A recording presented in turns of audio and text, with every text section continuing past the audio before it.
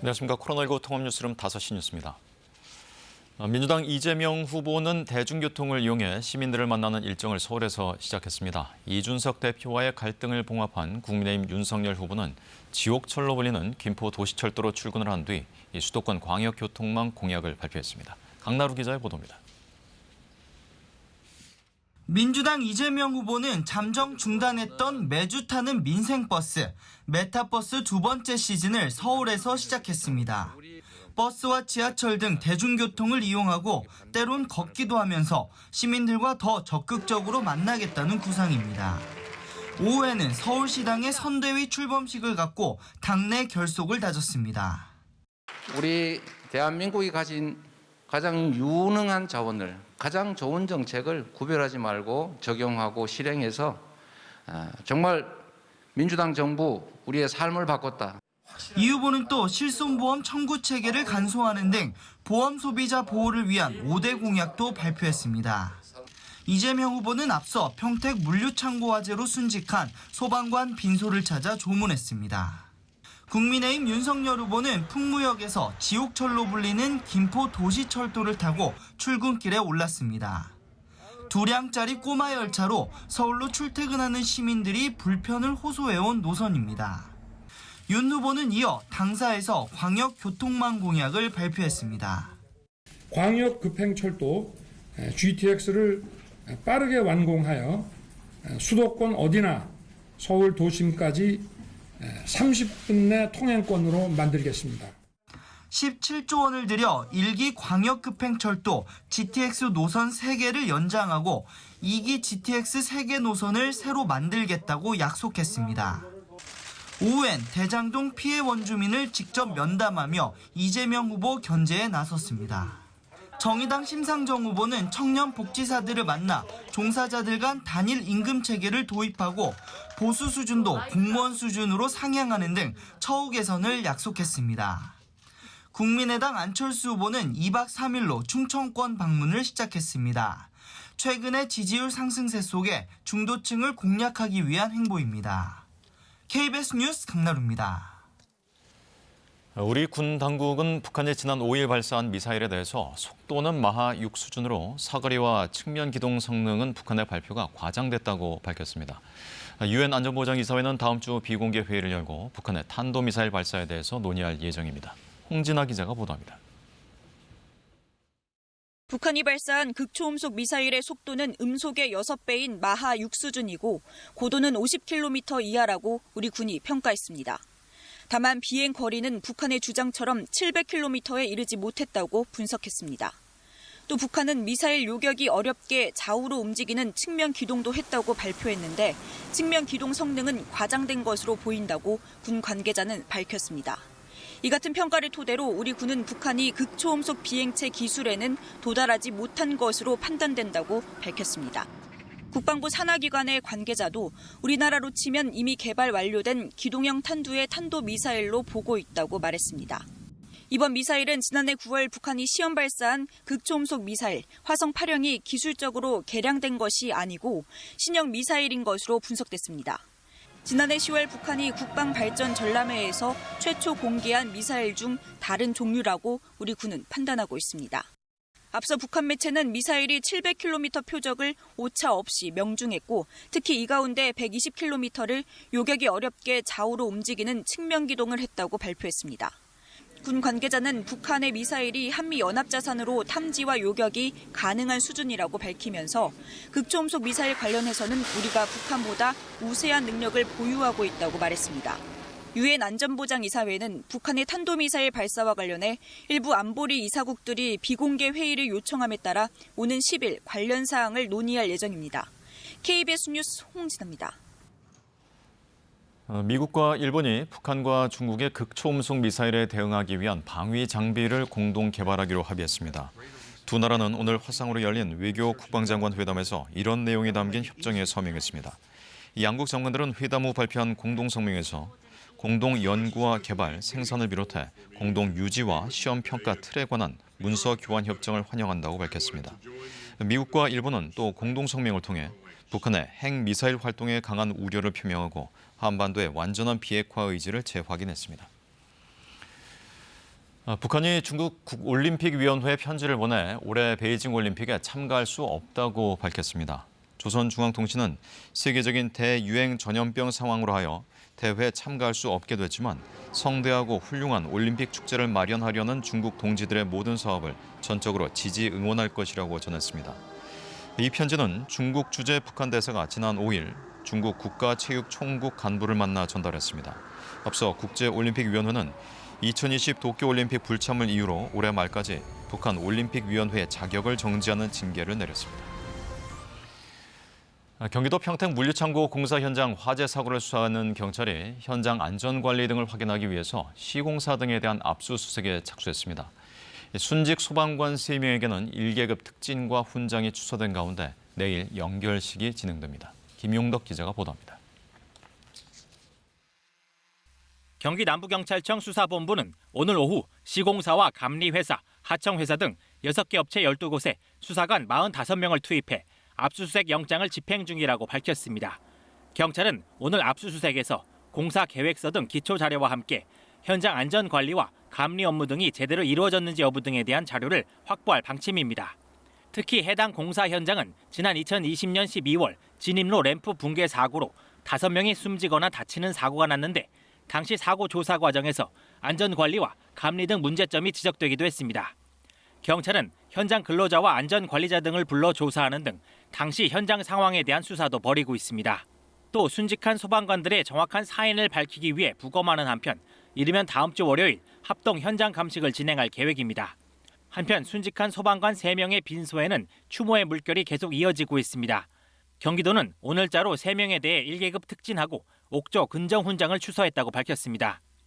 고인이 된 이형석 소방경, 박수동 소방장, 조우찬 소방교회 합동 연결식은 내일 오전 평택 이충 문화체육센터에서 경기도청장으로 거행되며 고인들의 유해는 국립대전현충원에 안장될 예정입니다. KBS 뉴스 김용덕입니다. 국내에서 처음으로 코로나19로 인한 임산부 사망자가 발생했습니다. 기저질환이 있었고 출산 이후 증상이 악화돼 숨진 것으로 알려졌습니다. 한편 정부는 오미크론이 우세종이 될 가능성이 높다고 보고 방역 체계 전반을 개편하겠다고 밝혔습니다. 김지숙 기자입니다. 지난 4일 코로나19에 확진된 상태에서 출산한 임산부가 사망했습니다. 국내에서 보고된 첫 사례입니다. 이 임산부는 임신 32주 차였던 지난해 12월 출산 준비를 위해 찾았던 병원에서 코로나19 확진 판정을 받은 뒤 출산 이후 증상이 악화됐던 걸로 파악됐습니다. 이 임산부는 기저질환이 있었고 예방접종은 받지 않았던 걸로 나타났습니다.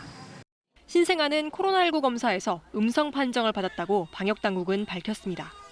정부는 오미크론이 점차 우세종이 될 가능성이 높다고 보고 방역 체계를 전면 혁신하겠다고 밝혔습니다. 델타에 비해 중증이 되는 비율은 3분의 1 수준이지만 전파력은 2배에서 3배에 달해 단기간 확진자가 급증하면 중환자 치료 체계에도 부담이 될 수 있기 때문입니다. 지금까지 해온 이 방역 체계보다 다시 속도와 효율성에 있어서 획기적인 그런 대안을 마련해야 합니다. 먼저 역학조사는 확산 위험이 큰 곳 위주로 영향을 집중하고 PCR 검사도 확진자가 급증하면 감염 가능성이 높은 사람부터 우선순위를 정해 실시하는 방안이 거론됐습니다. PCR 방법으로 하되 환자가 많이 늘게 되면 그때는 보완적으로 신속 항원 검사, 자가 검사 키트를 활용해서 찾아내고 거기에서 양성이 나오게 되면 다시 한번 PCR 검사를 하는 방법으로. 오늘 0시 기준 코로나19 신규 확진자는 3,717명으로 집계됐습니다. 위중증 환자 수도 839명으로 이틀째 800명대를 유지하고 있습니다. 중환자 병상 가동률은 53%, 일상회복 초기 수준으로 나타났습니다. 확진자 2만여 명이 재택치료를 받고 있는 가운데 하루 이상 병상을 기다리고 있는 사람은 없습니다. 백신 접종은 전체 국민의 80% 이상이 2차 접종을 마쳤고 60세 이상 고령층은 80%가 3차 접종까지 마친 걸로 집계됐습니다. KBS 뉴스 김지숙입니다. 학생과 시민 1,700여 명이 이른바 방역 패스라고 불리는 정부의 백신 접종 증명 음성 확인제의 효력을 정지해달라며 헌법재판소에 가처분 신청을 했습니다. 고등학생 양대림군 등은 헌법재판소 앞에서 기자회견을 열고 미접종자에게 불이익을 주어 백신 접종을 강제하는 것은 기본권을 침해하는 위헌적 조처라며 정부와 전국 17개 시도지사를 상대로 방역 패스 효력 정지 가처분 신청을 낸다고 밝혔습니다. 신청인 측 대리인 최명성 변호사는 정부가 부작용에 대해 제대로 구제 조치를 하지 않으면서 백신을 강제하는 건 국가에 의한 폭력이라며 이미 행정법원에서 집행정지 결정이 나온 이상 헌법재판소 본안에서도 긍정적인 판결이 나올 것으로 기대한다고 말했습니다. 경찰이 1,800억 원이 넘는 회사 돈을 빼돌린 혐의로 오스템 임플란트 직원 이모 씨에 대해 구속영장을 신청했습니다.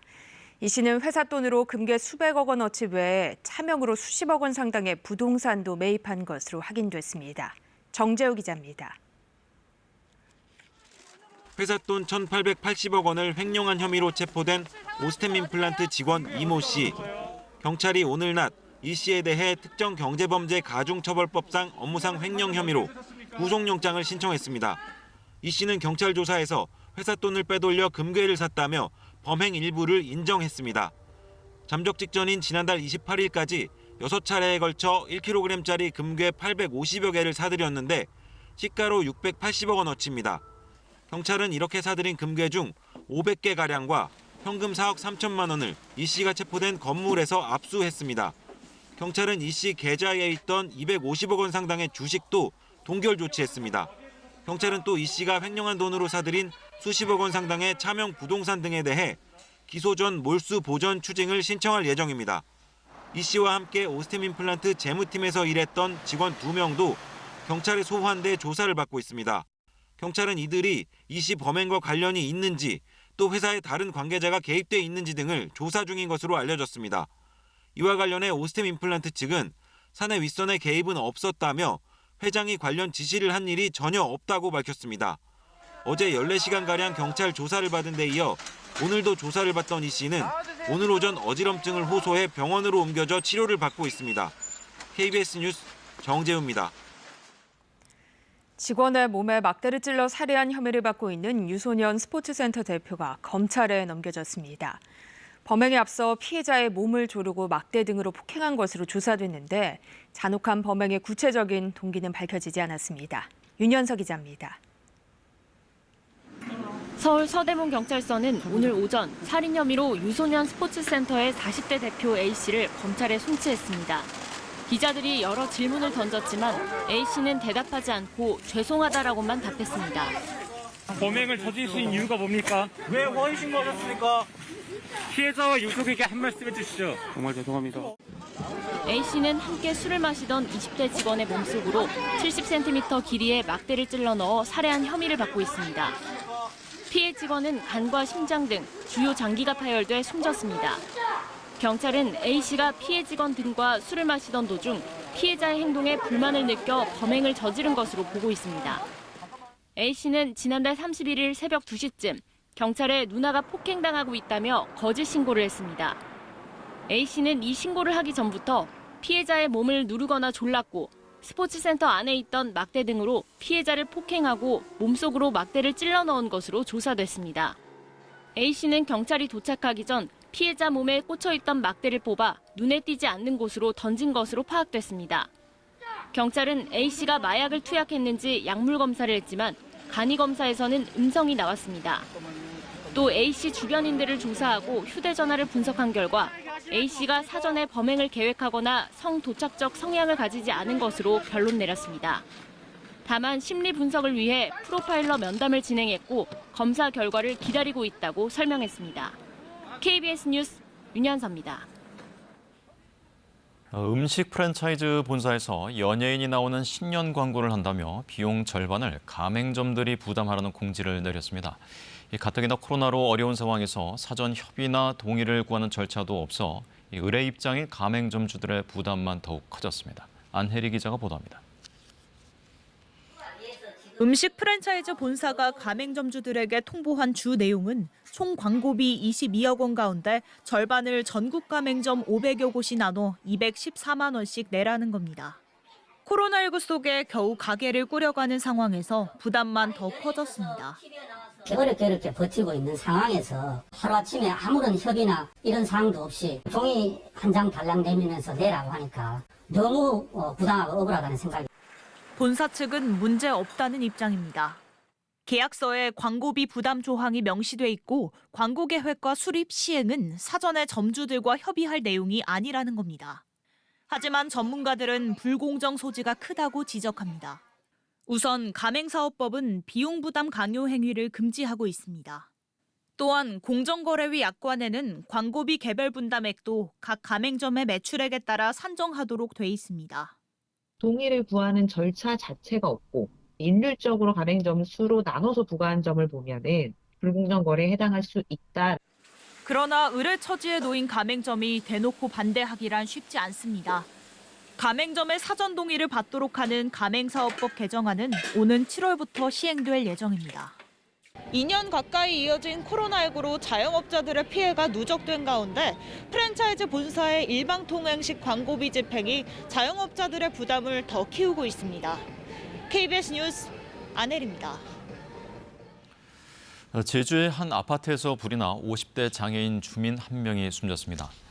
어제 저녁 8시 15분쯤 제주시 건입동의 한 아파트 1층에서 불이 났습니다. 이 불로 집 안에 있던 53살 남성이 숨졌고 같은 아파트 주민 20여 명이 대피했습니다.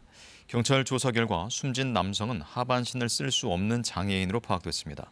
소방당국은 난로, 과열로 불이 시작된 것으로 추정하고 국립과학수사연구원 등과 합동 감식을 벌여 정확한 화재 원인을 조사하고 있습니다. 평택 물류창고 화재로 소방관 3명이 현장에서 순직한 이번 사고뿐만 아니라 최근 10년 동안 화재 진압 등에 투입됐다가 숨진 소방관이 49명에 달합니다. 이 소방관들의 안타까운 희생을 막기 위한 대책이 필요해 보입니다. 정지주 기자가 보도합니다. 지하 1층, 지상 7층의 건축 총 면적이 19만 9천 제곱미터, 축구장 28개를 합친 것과 비슷하다죠. 불이 난 신축 물류창고입니다. 창고 1, 2, 4층에는요, 냉동 창고가 들어설 예정으로요, 마무리 공사가 진행되고 있었습니다. 그런데 불이 난 겁니다. 첫 신고는 그젯밤 11시 46분에 이뤄졌습니다. 1층에서 불났다고 작업자가 신고했고요. 대응 1단계 발령됐고 7시간 만에 큰 불길 잡혔습니다. 어제 아침 7시 10분 대응 1단계 해제됐고 구조대 등 소방대원들이 현장에 투입됐습니다. 그런데 2층에서 불길이 다시 피어올랐고요. 건물 전체로 번졌습니다. 그리고 9시 8분쯤 2층에 투입됐던 소방관 5명과 연락이 끊기자 수색팀이 진입을 했습니다. 그러는 동안 불길이 거세졌고요. 다시 대응 2단계가 발령이 됐습니다. 인근 소방서 대여섯 곳에 인력과 장비를 동원하는 경보령인데요. 9시 반쯤 되니까 연기가 갑자기 막 올라오기 시작했어요. 그렇게 30분이 지났을까 2명은 스스로 탈출했습니다마는 다른 3명은 끝내 숨진 채 발견됐습니다. 오후 12시 40분이 넘어서였습니다. 2층에 투입된 소방관 5명은 모두 송탄소방서 119 구조대 3팀 소속입니다. 그중 3명이 현장에서 순직한 겁니다. 27년차 베테랑 팀장인 이형석 소방경은 아내와 자녀 2명을 둔 가장이고요. 활동적이시고 잘 이제 감싸주시고 그러시는 분이라서 제가 좀 실수하고 이래도 다 그냥 괜찮아 내가 책임질게. 2016년 2월에 임용돼 방호 업무를 맡은 박수동 소방장, 그리고 지난해 5월 임용돼 송탄소방서가 첫 근무지인 막내 조우찬 소방교. 이 두 소방관은 결혼을 앞둔 예비 신랑이라는 게 알려져 안타까움을 더했습니다. 일단 규모가 큰 데다 내부에는 인화성 물질들이 많았다죠. 그래서 진화에 어려움을 겪었습니다. 불은 19시간 만인 어제 저녁 7시가 넘어서야 모두 꺼졌는데요. 경찰은 이번 화재 원인을 수사하기 위해 70여 명 규모의 수사본부를 편성을 했습니다. 건물 안전 진단이 끝나는 대로 합동 감식에 들어가거든요. 국과수, 소방당국 등과 함께 화재 원인 규명하고요. 건축과 소방법 위반 여부 등도 조사를 한다는 계획입니다. 한편 사고 현장에서는 1년여 전인 2020년 12월에도 추락사고가 발생했습니다. 작업자 3명이 숨지고 2명이 다치면서 한 달 동안 공사 정지 처분을 받기도 했는데요. 그리고 반년 전입니다. 지난해 6월이죠. 경기도 이천의 쿠팡 물류센터에서도 불이 났습니다. 그곳에서도 소방관 1명이 숨지는 일이 있었습니다. 화재 발생 2시간 40분 만에 불길이 약해졌습니다. 그래서 경보 단계가 낮춰졌고요. 소방관들이 투입됐습니다. 하지만 창고에 쌓인 적재물들이 무너지면서 불길이 거세졌고요. 미처 빠져나오지 못한 김동식 구조대장, 이틀 만에 숨진 채 발견됐습니다. 이렇게 화재 진압이나 구조, 구급 활동을 벌이다 순직한 소방관이 최근 10년 동안 전국에서 총 49명입니다. 이 가운데 경기도 소방관이 13명인데요. 소방관들, 안타까운 희생이 일어난 뒤에 영웅이라는 수식어를 붙여줄 게 아니라 애초에 이런 사고가 나지 않도록 체계를 마련해야 한다고 말합니다. 전문가들도 비슷한 의견입니다. 화재 현장은 예측할 수가 없죠. 판단이 중요합니다. 그를 위한 연습이 필요하다는 얘기입니다. 최악의 경우까지 훈련할 수 있는 VR, 그러니까 가상현실 등을 활용할 훈련이 필요하다. 이런 주장이 있고요. 소방관에 대한 신뢰도 필요하고 현장이 위험하다면 드론이나 인명수색 로봇 등 첨단 장비를 동원하는 것도 고려해야 한다. 이런 목소리도 있습니다. KBS 뉴스 정지주입니다. 연료가 폭등으로 촉발된 시위가 유혈 사태로 번진 카자흐스탄에 러시아가 주도하는 평화유지군이 파병됐습니다. 정정 불안이 계속되는 가운데 이번 파병은 카자흐스탄 대통령의 요청으로 이뤄졌습니다. 모스크바에서 김준호 특파원입니다.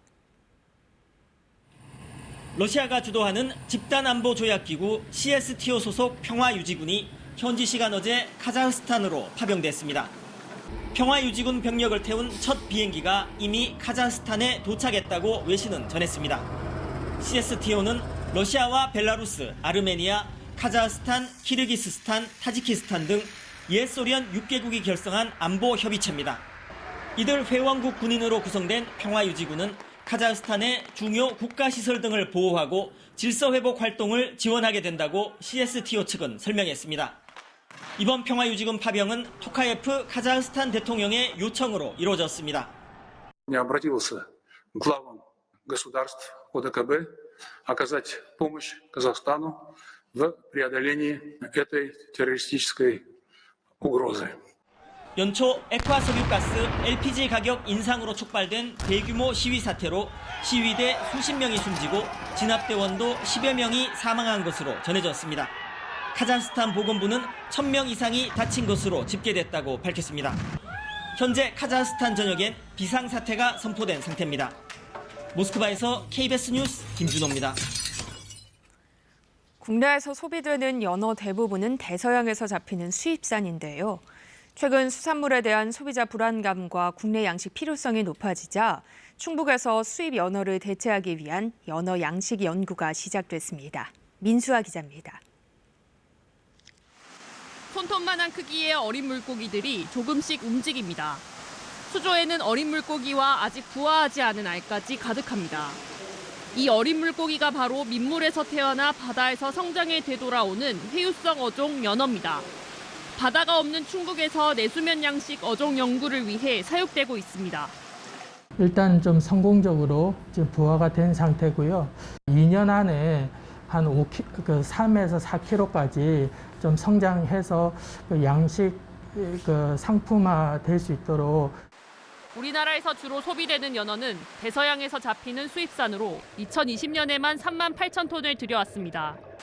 일본의 후쿠시마 원전 오염수 해양 방출 결정의 수산물 소비 심리 불안과 국내 양식 필요성이 커지면서 충청북도가 본격적으로 양식 연구에 나섰습니다.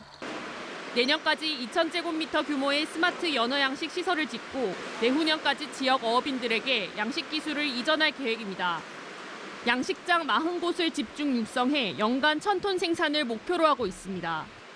충북에서 잘할 수 있는 분야가 일단 송어를 먼저 지금 양식을 하고 있기 때문에 송어하고 같이 연계를 시켜가지고 우리 도의 새로운 사업으로 한번 발전시켜 나가려고.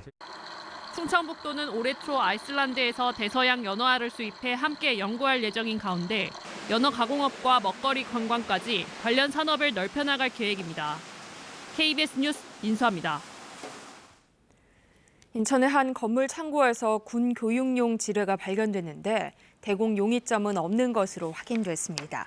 인천 남동경찰서와 인천소방본부에 따르면 오늘 오전 10시 10분쯤 인천시 남동구 9월동의 한 건물에서 지뢰가 발견됐다는 119 신고가 접수됐습니다. 해당 건물 관계자는 1층 창고에서 지상 조명지뢰라고 적힌 물체가 나왔다고 설명한 것으로 전해졌습니다. 조명지뢰는 점화가 되면 일정 시간 동안 빛을 내며 적의 접근을 경고할 때 사용하는 비살상용 지뢰입니다. 이번 지뢰는 군에서 교육용으로 쓰는 장비로 대공 용의점은 없는 것으로 파악됐습니다. 이어서 오늘의 주식 시황을 KB증권에서 전해드립니다. KB증권입니다. 오늘 코스피는 외국인의 대규모 매수에 1% 넘는 상승세를 보였습니다. 코스닥은 외국인과 개인의 동반 매수에 오르면서 4거래일 만에 상승 전환했습니다. 오늘 코스피는 34.36포인트 상승한 2,954.89에 코스닥은 14.86포인트 오른 995.16에 마감됐습니다. 간밤 미국 증시는 연준의 조기 긴축 예고 영향으로 이틀 연속 하락 마감했습니다. 코스피는 기관과 개인의 매도에도 외국인의 사자의 상승 흐름을 나타냈습니다. 시총 상위 종목들이 대부분 오른 가운데 LG화학이 5거래일 연속 상승세를 보였습니다. 또한 SK바이오사이언스가 식약처의 노바백스 품목허가 발표를 앞두고 6%대 올랐고 삼성전자가 호실적을 달성하며 3거래일 만에 반등했습니다. 위메이드는 디지털 자산 은행에 전략적으로 투자한다는 소식에 9%대 올랐습니다. 반면 CJENM이 기관과 외국인의 매도에 이틀 연속 하락세를 나타냈습니다. 오늘 원달러 환율은 50전 오른 1,201원 50전의 거래를 마쳤습니다. 지금까지 KB증권이었습니다. 이번 주말 추위는 잠시 주춤하겠습니다. 내일 아침 서울이 영하 4도로 예년 이맘때 겨울 날씨를 보일 텐데요. 한낮에도 5도가 예상됩니다. 오후부터는 중부지방에 약한 눈비가 내리겠습니다. 경기와 강원 영서, 충북 북부로 1cm 정도가 내릴 것으로 보입니다. 미세먼지 농도는 다시 높아졌습니다. 경기와 세종, 충북에서는 초미세먼지 나쁨 수준 보이고 있는데요. 내일도 대기가 정체하면서 수도권과 충청, 광주와 전북, 대구 지역에서 초미세먼지 농도 나쁨 수준 예상됩니다. 호흡기 건강에 신경을 잘 써주셔야겠습니다. 맑은 날씨가 계속되면서 건조함이 이어지고 있습니다. 동해안과 부산, 울산, 전남 동부 지역에는 건조주의보가 발효 중입니다. 산불 발생하지 않도록 신경을 잘 써주셔야겠습니다. 내일은 오전부터 차차 하늘빛이 흐려지겠고요. 내일 아침 서울이 영하 4도, 전주 영하 4도로 오늘보다 2도에서 4도가량 높겠습니다. 한낮에는 서울이 5도, 청주 6도, 부산 10도로 오늘과 비슷하겠습니다. 바다의 물결은 동해상에서 최고 3.5m까지 높게 일겠습니다. 주말까지는 추위가 주춤하다가 다음 주에는 다시 강추위가 몰려올 전망입니다. 날씨 전해드렸습니다. 코로나19 통합뉴스룸은 7시 뉴스에서 이어집니다. 시청해주신 여러분 고맙습니다.